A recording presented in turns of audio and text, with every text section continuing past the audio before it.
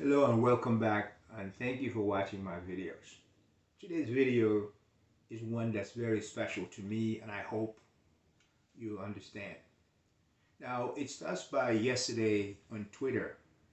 You know, I have a Twitter account, and I read and I saw a video casting of Simon from Formula One Skysport asking a question to Martin Brundle and to Damon Hill.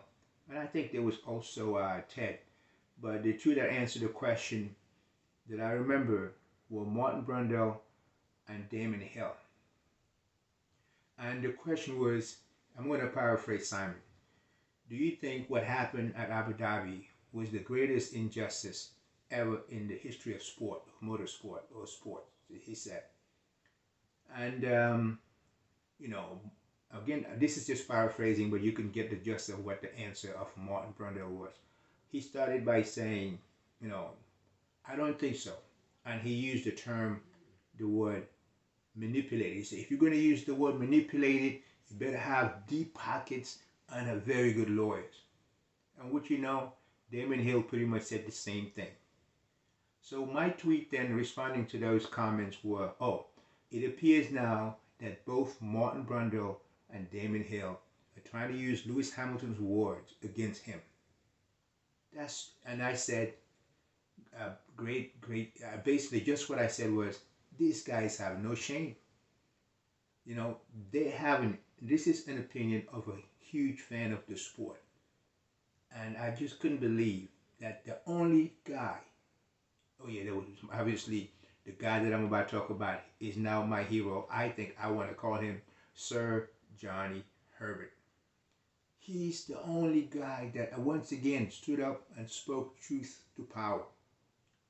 There were people like, let's say, on the Skysport F1 team like Jensen Button, who I had great regard. And I liked the guy because he seemed fair and honest. I think if you look at his net worth, if you Google it, he's over 250 million net worth. Why would this guy be afraid to speak truth for a meager payment that he gets from Formula One? I just don't get it. So this is what I wanted to say to those that either feel like me or have a different feeling. First, I want to give a shout out to a YouTuber. It's from Britain, and his channel is F1 DERFUL, F Wonderful. I'm giving him a shout out because let me tell you, after what happened at Abu Dhabi, the following 48 hours, I slept less than 6 hours combined because the stress. I was destroyed. I couldn't believe that what happened. I actually thought maybe I had a nightmare, and I woke up and realized this was just a nightmare. But ever since that day, I haven't been the same, and I can't let go. Now, F Wonderful channel, just searching one day, I found this video, and it was like he was speaking for me. Honestly, I couldn't believe it. I felt better the minute, and I tweeted it after. I responded to his video. After watching his video, I was able to sleep the next night, at least 6-7 hours. I couldn't believe this because it really helped me a whole lot express my emotions. But, so this is what I want to say. Since 1997, this is where I'm coming from. I think it's March of 1997. I won't forget it because I bought a brand new BMW M3. So that's the anniversary of my first purchase of an E36 BMW M3. I was sitting on my couch in somewhere in Columbia, Maryland, relaxing and channel surfing pretty much. And I saw I arrived to this channel Speed. It was called Speed Channel. And then I see these cars. First I heard the noise of the engine. I think at the time they were V10s, but the engine noise just got my attention. I blasted the volume because I couldn't believe my eyes and ears. And then the way the car changed directions, I was taken. That is the first time I ever seen a Formula One race. But that is the day that I started recording and watching. I literally went on my search and find out after that race when will this be aired again so I can record it. I'm going to show you examples. Here's still my VHS tapes that I've been recording from 1997.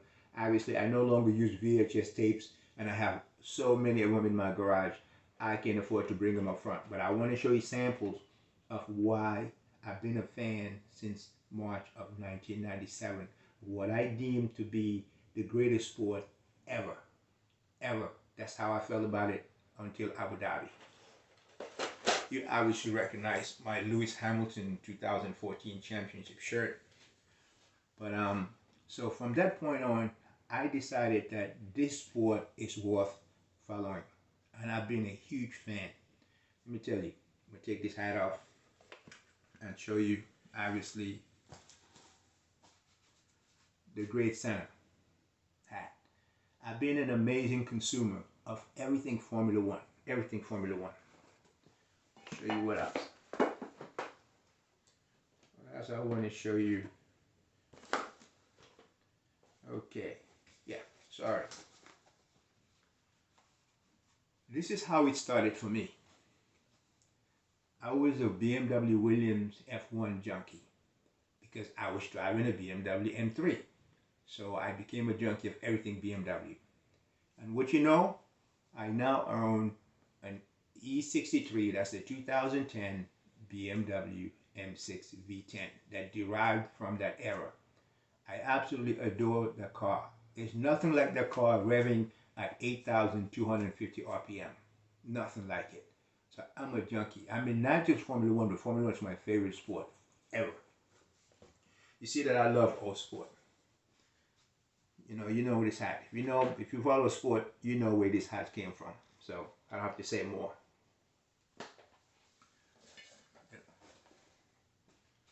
So I love motorsport. I love speed. I was a sprinter in college, and I also played tennis and ran track and field. Everything to do with speed, I've been a fan of. Obviously, the greatest of all time. And the reason why I so admire Lewis Hamilton is because he could have been so different from what he is today. He could have been completely spoiled brat by bragging everywhere he goes to saying, I'm the best, I'm the only one that's ever done it, I'm number one. But I've never seen a Hamilton be a brat or brag. Every interview, he's just so brilliant. So brilliant. I not only just love his personality, his achievement. I remember watching his when he was 5 years old. This guy has been talented from birth. It's just that luckily his dad gave him the opportunity to use his talent and became the greatest ever. Anyone who doesn't believe it, I would call him a hater.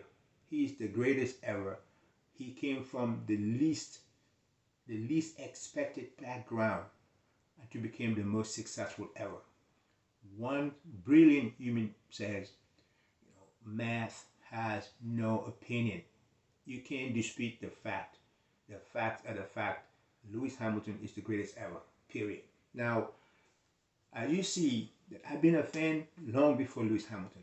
There are many on YouTube and the internet talking trash about Max Verstappen, who was born in 1997. I started watching Formula One in 1997. I've seen more races than he has been alive. At least he's seen, because I started watching Formula One the same year. I've seen more races than he has seen the sport of Formula One.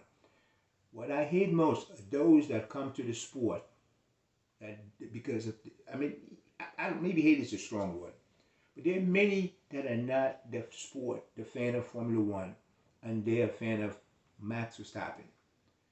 Yet, that's okay. You can be as much a fan as you want, but you have to love the sport.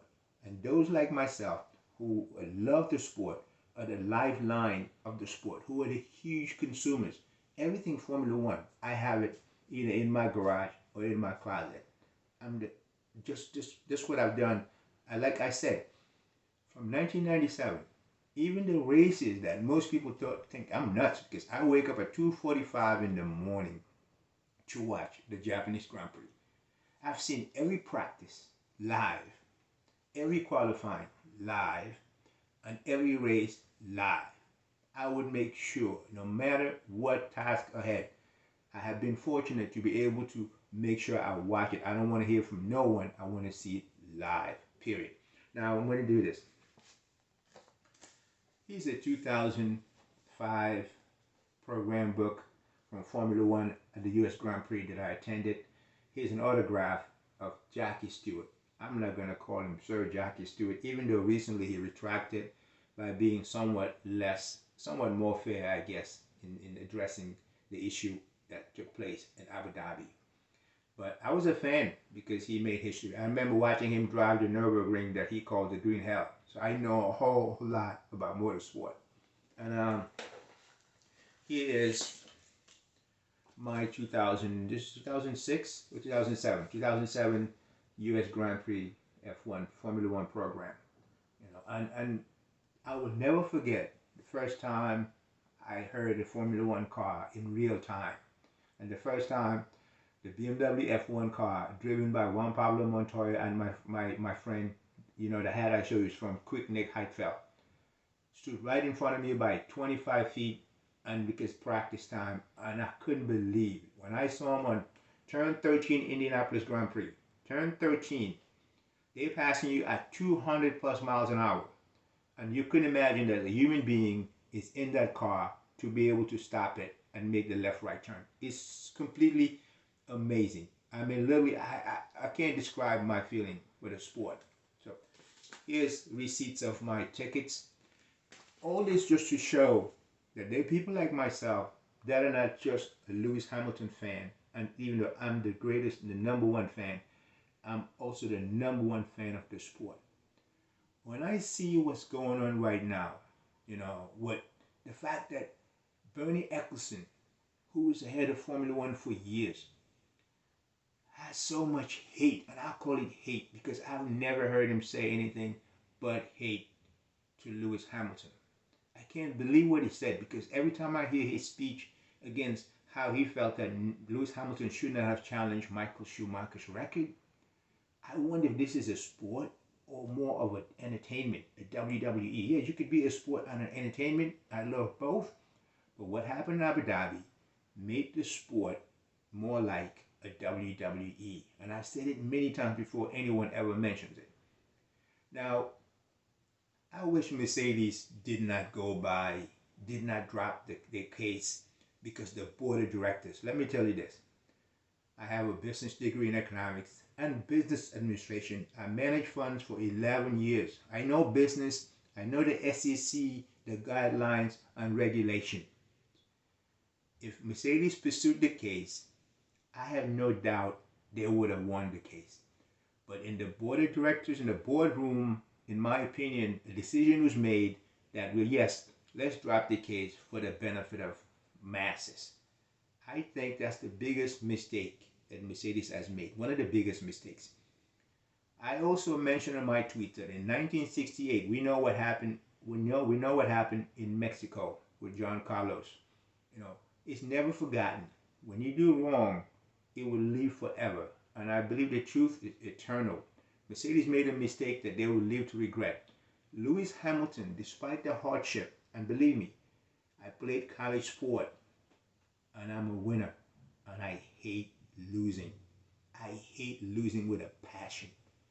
If we've lost a game, a match, I wouldn't talk to someone for the next 6 hours, traveling either on bus or on an airplane. I wouldn't talk to my teammates for that long.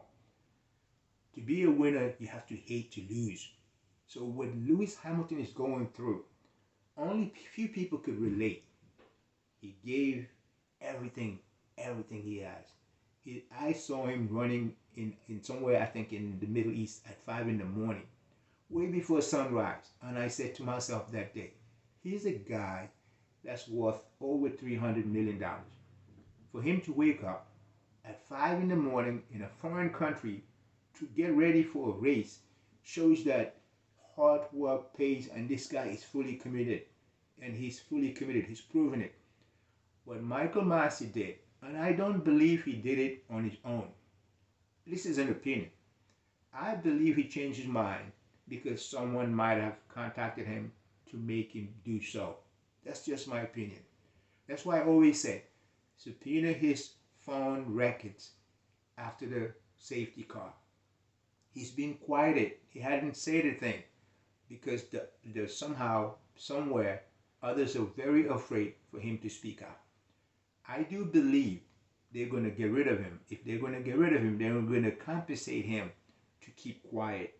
And they're going to do that as close as possible to the first 2022 F1 race, because it's going to change the scenario. It's going to make people talk about nothing more than Michael Masi, and so that they can somewhat forget the issue ahead, what happened in Abu Dhabi. I honestly believe that's what's going to take place. Tell me what you think. He's a huge fan. He's been a massive follower of Formula One from 1997 on. And Abu Dhabi got me so stressed, I'm still trying to recover from it.